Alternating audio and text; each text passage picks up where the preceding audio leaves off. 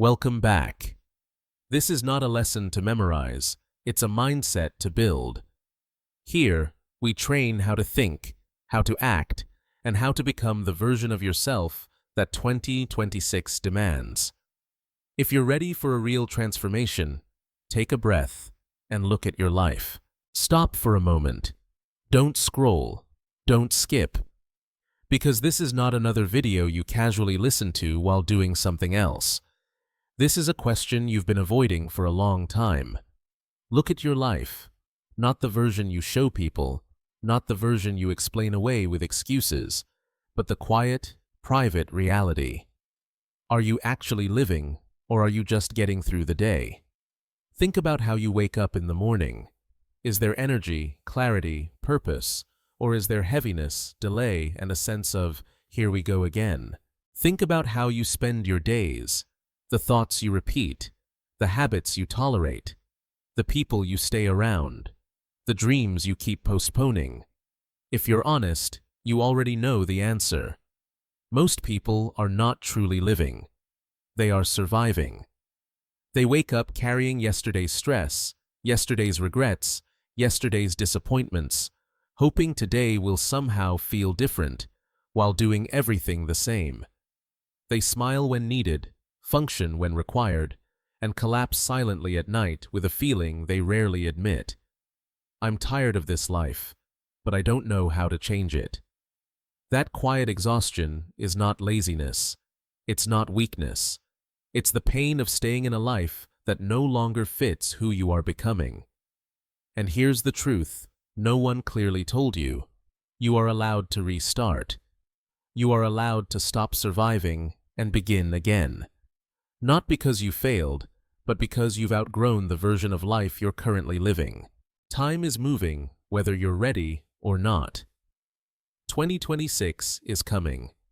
And if you walk into the next year with the same habits, the same thinking, the same emotional weight, you will replay the same year under a different number, waiting for motivation, waiting for confidence, waiting for a miracle that never arrives. Awakening is the moment you stop waiting. It's the moment you admit, without drama and without shame, this is not the life I want anymore. That sentence changes everything, because once you see clearly that you are surviving instead of living, you can no longer pretend. You don't need a breakdown to wake up. You don't need to hit rock bottom. Awareness is enough. This awakening is not loud. It's calm. It's honest. It's the moment you choose to take responsibility for your direction. Not tomorrow, not someday, now. This is where every real transformation begins, not with motivation, not with goals, but with truth. And once you wake up to the truth, the restart has already begun. Once you wake up to the truth that you've been surviving instead of living, there is no going back to sleep. Awareness changes you. But awareness alone is not enough. The next step is harder, quieter, and far more uncomfortable. You must let go. Not of life itself, but of the version of you that was built to survive pain, confusion, and disappointment. Many people say they want a fresh start, yet they drag the weight of the past with them everywhere they go. Old memories, old identities, old conversations replayed in their head at night, old guilt from years ago that no one else remembers, but they do. They try to move forward while still emotionally loyal to what hurt them, and that's why nothing truly changes. You cannot build a new life while defending an old one. Letting go is not about pretending the past didn't happen. It's about admitting that the version of you who lived there has finished their job. That version protected you, coped for you, endured for you, but it is no longer meant to lead you. Holding on feels safe because it's familiar. But familiarity is not the same as growth. Imagine trying to breathe in a room filled with smoke from a fire that already burned out. You keep telling yourself the fire is over, yet you still can't breathe clearly. That's what unprocessed attachment feels like. So you open the window. You let the air move. You don't argue with the smoke. You release it. Letting go looks practical and emotional at the same time. It means creating distance from people who keep pulling you back into overthinking. It means deleting numbers you keep checking when you feel lonely. It means forgiving yourself for decisions you made when you didn't know better. It means admitting that some habits you call normal are actually self-sabotage. And it means retiring identities you hid behind, being the lazy one, the unlucky one, the one who never finishes. Those labels are not who you are. They are who you became while trying to survive. Letting go also means changing the story you tell yourself. For years you may have repeated, "I'm just not good at this. I've always been like this. It's too late for me."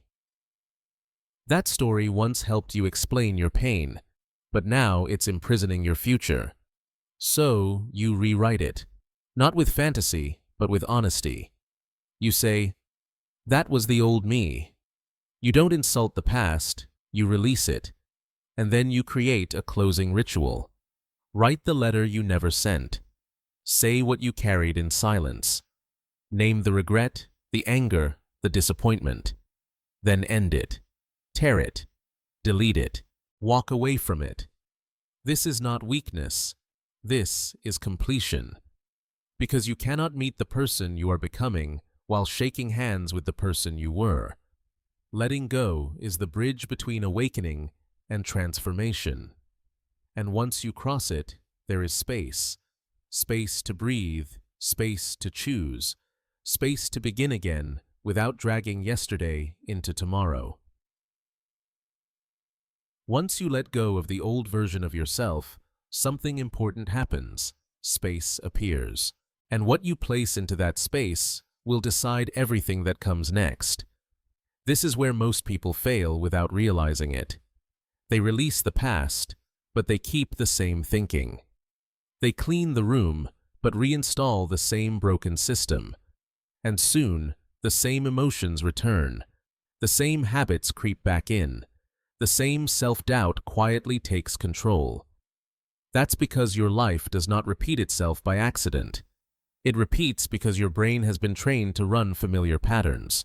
You don't think the same thoughts because they're true. You think them because they're practiced. Over time, repetition turns into automatic belief. That's why you can change your job, your city, even your relationships, and still feel the same anxiety, the same procrastination, the same fear of failure following you. The environment changed. The operating system did not. Your brain is not your enemy, but it is extremely loyal to what it knows. Whatever you repeat, it strengthens. Whatever you question, it weakens.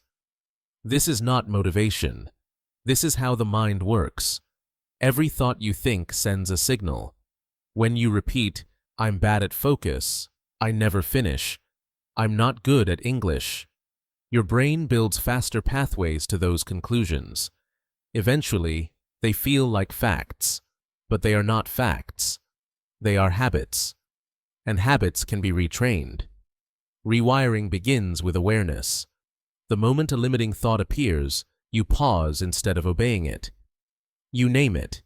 This is an old pattern speaking. Then you interrupt it, not with anger, but with authority. You say, "That was who I was. I don't run that program anymore." Even if part of you doubts it, say it anyway. Your brain does not change through logic alone. It changes through repetition with emotion. Next, you install a replacement belief. Not 10, 1, something simple but strong. I can learn what I practice. Or, I finish what I start. Or, I speak clearly and confidently. Then, you repeat it daily, out loud, while walking, in front of a mirror, before sleep. At first it feels uncomfortable. That's a good sign. Discomfort means new wiring is forming. The brain resists change before it accepts it. Stay consistent. Over time, the old thought loses speed. The new one gains strength. And suddenly, without forcing it, your behavior shifts. You wake up earlier. You procrastinate less. You focus longer, not because you pushed harder, but because your internal system changed. This is the real restart. Not changing your life by willpower, but by redesigning the way your mind operates. Once your brain is rewired, your future stops fighting you. It starts cooperating. Once your mind begins to change, your life needs a structure strong enough to hold that change.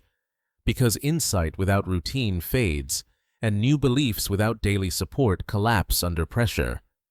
This is where transformation becomes real or disappears quietly. You cannot restart your life while repeating the same days. Your routine is not neutral. It is either reinforcing the old version of you or protecting the new one. And the truth is brutal. Most people don't fail because they lack motivation. They fail because their days are unplanned, reactive, and scattered. So the restart now moves from the mind into time. You build a new rhythm, beginning with how you start and end your day. Mornings matter more than people realize. The first hour of your day programs your nervous system. If you wake up late, rush, check your phone, and react to noise, your brain learns chaos before you even step outside. So you choose ownership instead. Pick a wake-up time, not extreme, but consistent. Keeping it is not about discipline for discipline's sake. It's about telling yourself, I decide when my life begins. Then create a pocket of silence. No screen, no conversation, just stillness. In that quiet, your direction returns. You breathe. You ask one simple question. Who am I choosing to be today? That moment alone can shift your entire day. Then you move your body, not to look good, but to wake your energy. 10 minutes is enough. Walk, stretch, push, breathe. Motion clears emotional residue. Finally, before the world enters your mind, you create something. One written thought, one intention spoken aloud, one image of your future held clearly. Creation before consumption is how you stop living reactively. And then there is the night. Evenings are where most people lose their restart. They numb themselves, scroll endlessly, delay sleep, and carry guilt into the next morning. But your night is not an escape. It's preparation. So you slow it down. You dim the lights. You power off the noise. You give your brain a signal. We are safe now. Reflection replaces self-attack. You look at your day and ask, what worked? What pulled me backward? What will I adjust tomorrow? No punishment, no drama, just truth. Then you sleep with intention, not exhaustion. You remind yourself, I am resetting. Tomorrow, I rise cleaner than today. When you protect your first and last hour, you stop leaking energy. You stop living on autopilot. You create consistency without force. This is not a rigid schedule. It's a container for your becoming. Because motivation comes and goes, but routine stays. And the life you want is not built in emotional highs. It's built in quiet, repeatable actions done every single day. Once your days are structured and your routine begins to stabilize you, something else becomes essential: your inner climate. Because discipline without positivity eventually turns into burnout, and structure without hope becomes a cage. This is where many people quietly fall apart. They do the right things for a while, but inside, they keep feeding doubt, frustration, and comparison. And over time, negativity drains their energy faster than any failure ever could. The truth is uncomfortable, but simple. Staying positive is not a personality trait. It is a daily decision. And the people who change their lives are not the most confident or talented. They are the ones who remain hopeful long enough to break through. Negativity is easy. It shows up automatically when things go wrong. It whispers, "This isn't working. You're behind. Others are doing better than you." Positivity, on the other hand, requires intention. It is choosing to look forward, even when progress feels slow. It is deciding not to let temporary setbacks define permanent identity. Every restart will be tested. Plans will fail. Motivation will drop. Old emotions will resurface. And when that happens, your mindset determines whether you quit or continue. So you learn to reframe. When something doesn't go as expected, you stop asking, "Why does this always happen to me?" and start asking, "What is this moment training me for?" That shift alone turns obstacles into instruction instead of discouragement. You also stop waiting for big wins to feel good. Restarting a life is built on small evidence. Waking up on time is progress. Saying no to distraction is progress. Showing up even when you feel low is progress. When you acknowledge these moments, your brain receives proof that change is happening, and proof builds belief. To protect that belief, you create a personal reserve, a belief bank. Each day, you store one sentence that keeps you grounded, a reminder of why you started, a line that calms you, a truth that pulls you forward. When doubt shows up, you don't argue with it endlessly. You withdraw belief and keep moving. Just as important is your environment. Positivity cannot survive in constant noise. Endless complaining, comparison, gossip, and draining content slowly poison your restart. So, you curate your inputs. You mute voices that pull you backward. You choose words, music, and people that remind you of your direction, not your limitations. This is not avoidance. It is protection. Because your energy is finite, and your restart depends on how you spend it. Staying positive does not mean pretending everything is fine. It means choosing hope without denial, strength without aggression, patience without passivity. Even on the days you feel tired, you whisper, "I'm still here. I'm still moving. I still believe." That quiet persistence is not weakness, it is power. And it is what carries you forward when excitement fades and only commitment remains.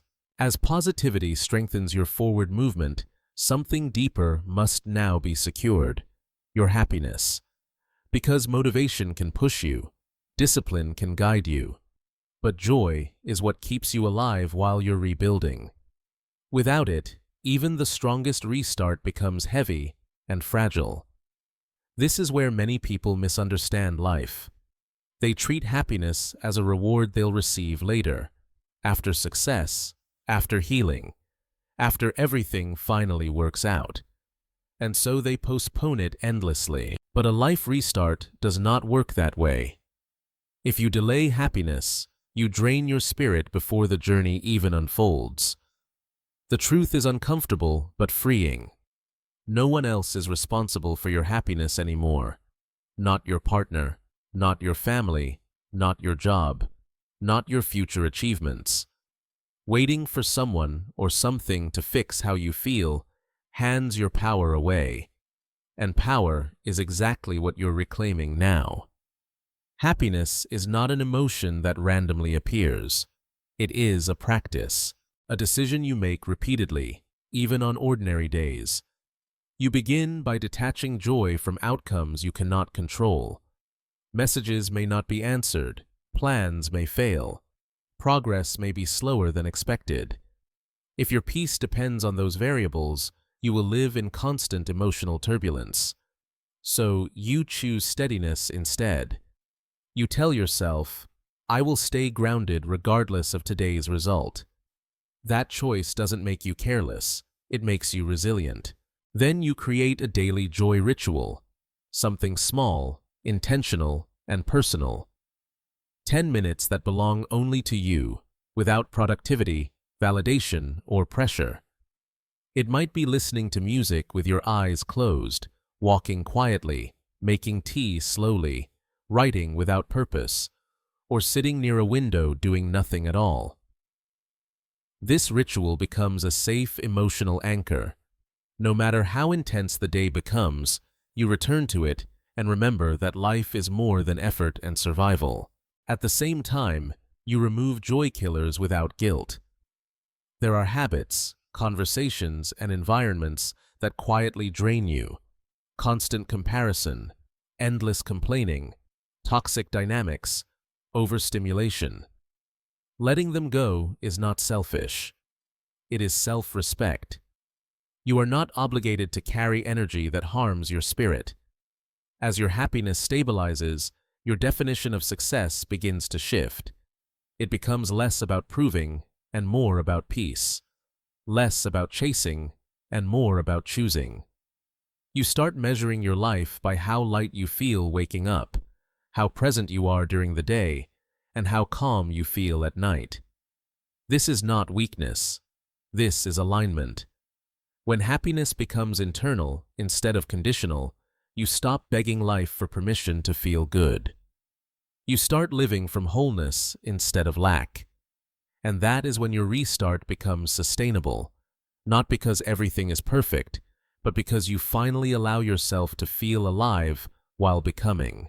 As happiness begins to ground you and your inner world becomes calmer, a deeper question quietly rises. Can you trust what you cannot yet see? Because no matter how disciplined you are, no matter how positive or joyful you become, there will still be moments when effort alone does not explain the outcome. Doors remain closed. Answers do not arrive. Progress feels delayed. This is where trust becomes essential. You are not walking this restart alone. There is a larger design unfolding beyond your understanding, and resisting it only creates anxiety. Trusting God's plan does not mean giving up responsibility. It means releasing the illusion that you must control everything to be safe. Many people exhaust themselves trying to force timing, outcomes, and certainty. They panic when things don't move fast enough. They assume silence means failure. But often, silence is preparation. Delay is protection. And what feels like rejection is redirection shaping you for something you are not yet ready to receive.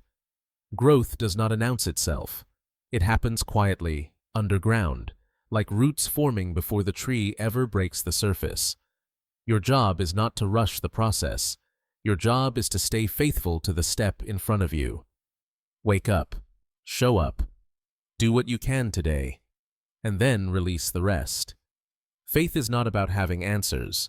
It is about continuing to walk even when clarity is absent. When you speak to God, you do not need perfect words. You do not need rehearsed prayers. Honesty is enough. Say what you actually feel. Say when you are tired. Say when you are afraid. Say when you don't understand why things are taking so long. That raw conversation reconnects you to strength that does not come from logic or motivation. It reminds you that your worth is not measured by speed or visible success. Trust also requires reframing pain. Everything you are going through is shaping something essential within you.